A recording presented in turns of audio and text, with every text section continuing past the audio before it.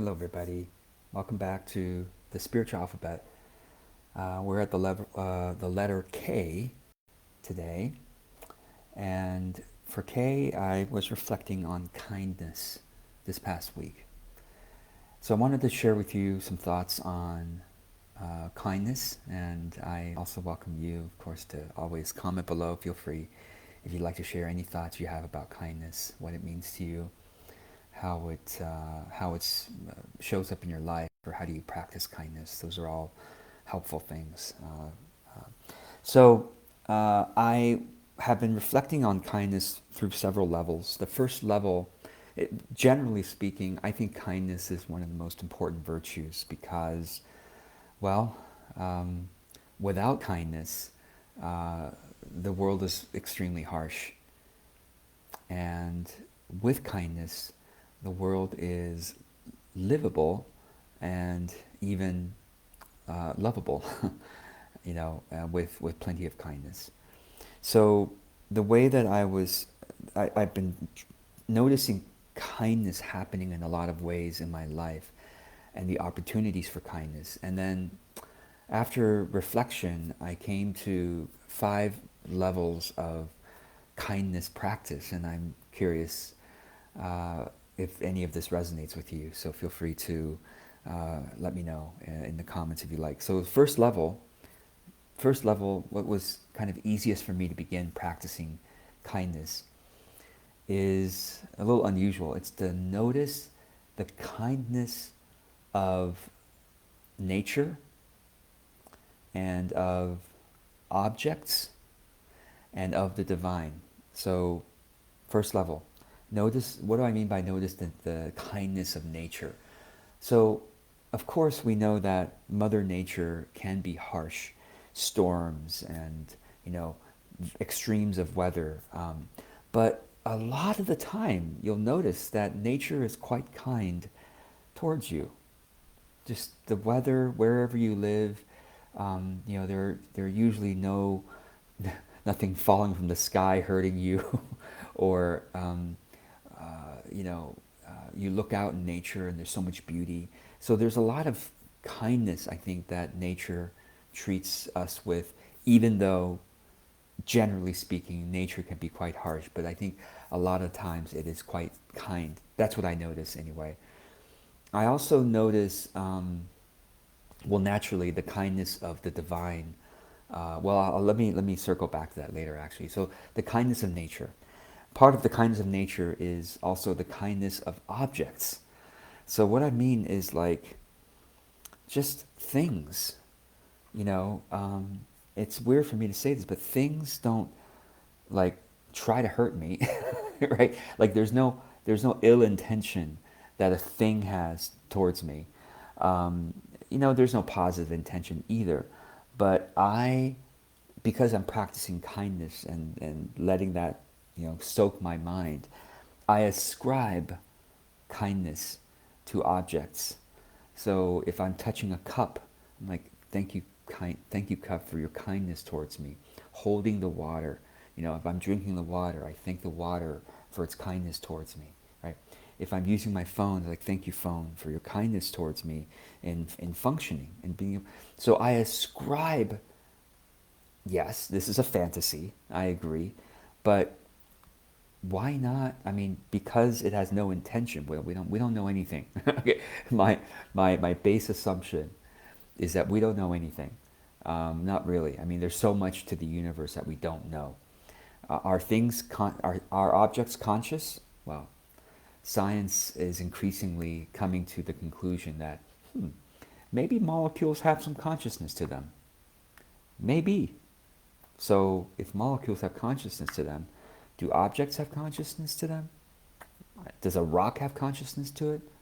Well, ancient spirituality might say yes, even a rock is conscious, and there's a spirit, a natural spirit of rocks that infuse it. Anyway, whatever. But I purposely, for the practice of kindness, I ascribe kindness to objects wherever I can. I have I don't know. I have a cloth here, and I thank I thank this cloth for the kindness of being so soft and being so useful you know. Anyway, I ascribe kindness. It helps me practice. Number one. Level two. So the level one was nature and objects. Kind of ascribing kindness to it. And level two is me responding back to the object, is treat the thing with kindness. So this is the beginning of actually changing my behavior. So instead of, putting this phone down, just nothing, just tossing it down, like I treat it with kindness. I place it down with kindness. Instead of this piece of cloth, I just toss it, whatever, I don't care about.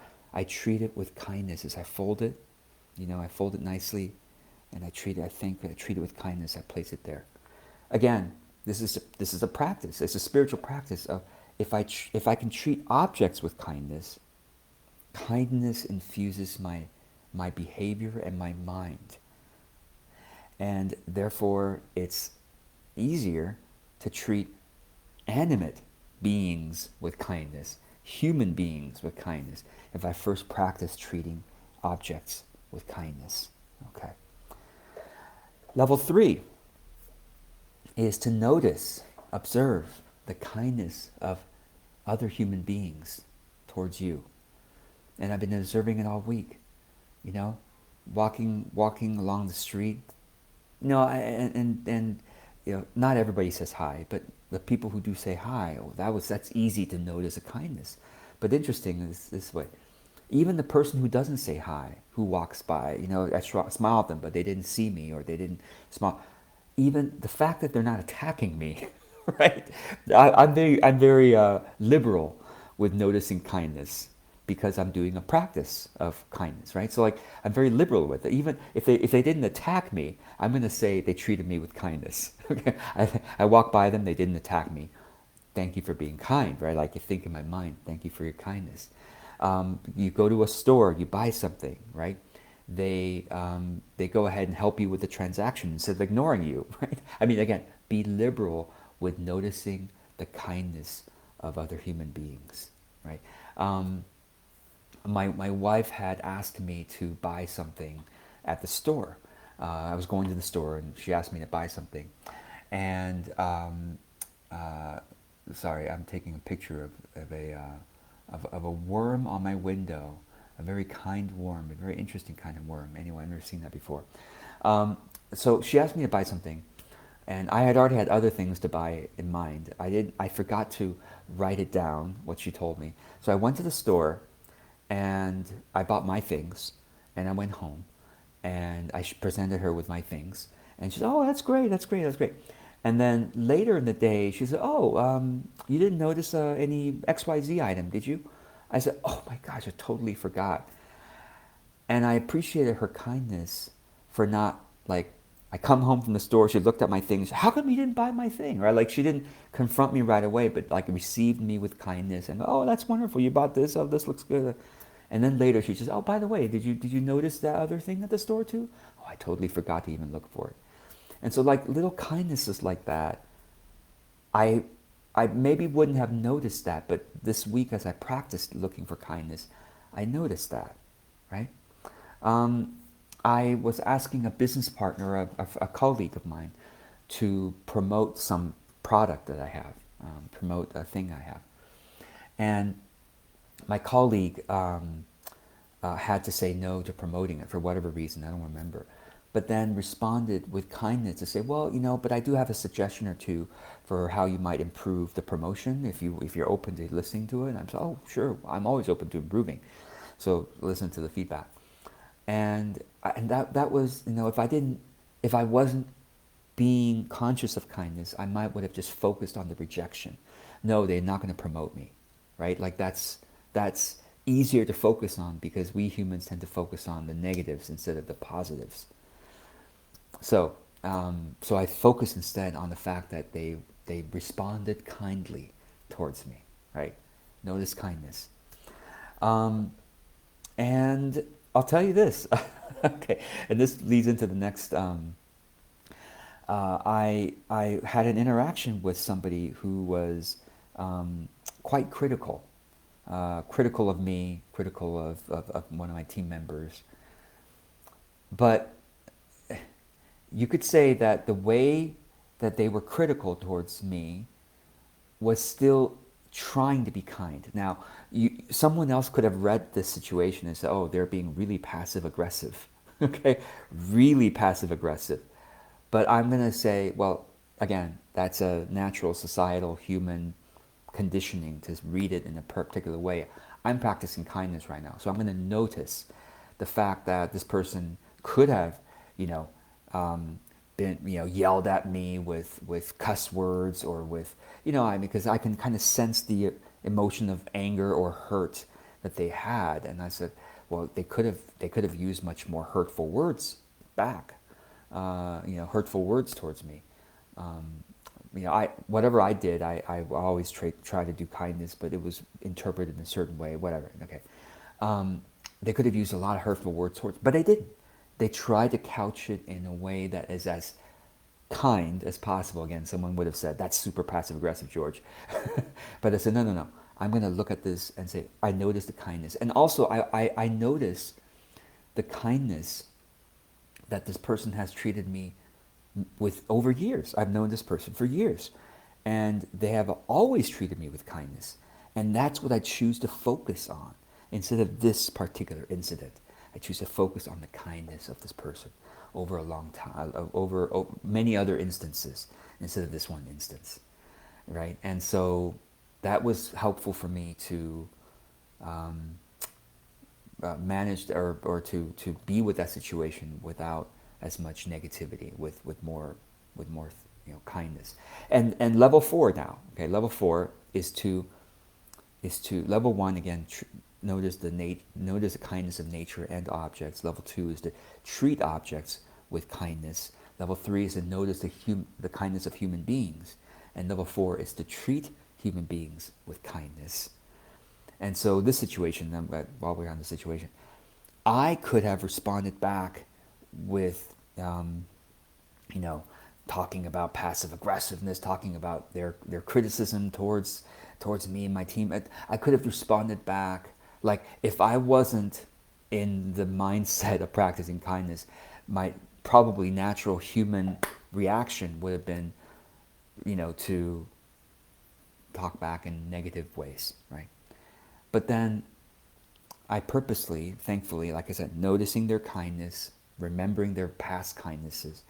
And so I did my best to respond with apology, with kindness, and even holding back on many things I could have said. But it's like treated this person with kindness, even though someone else would have said, George, you shouldn't just lay back and let them roll over you like that. I said, no, it's really not a big deal in the big scheme of things. In my mind, I'm going to treat them with kindness, okay, as much as I could.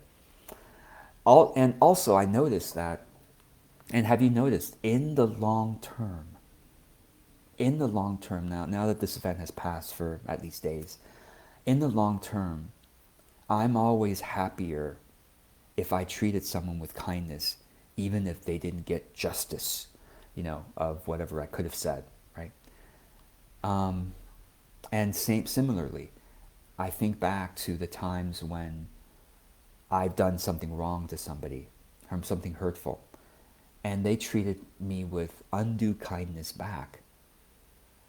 And in that moment, of course, I may have felt kind of weird or embarrassed or something. But over the long term, I'm like, wow, that person has such strength, has such character. It stretches us.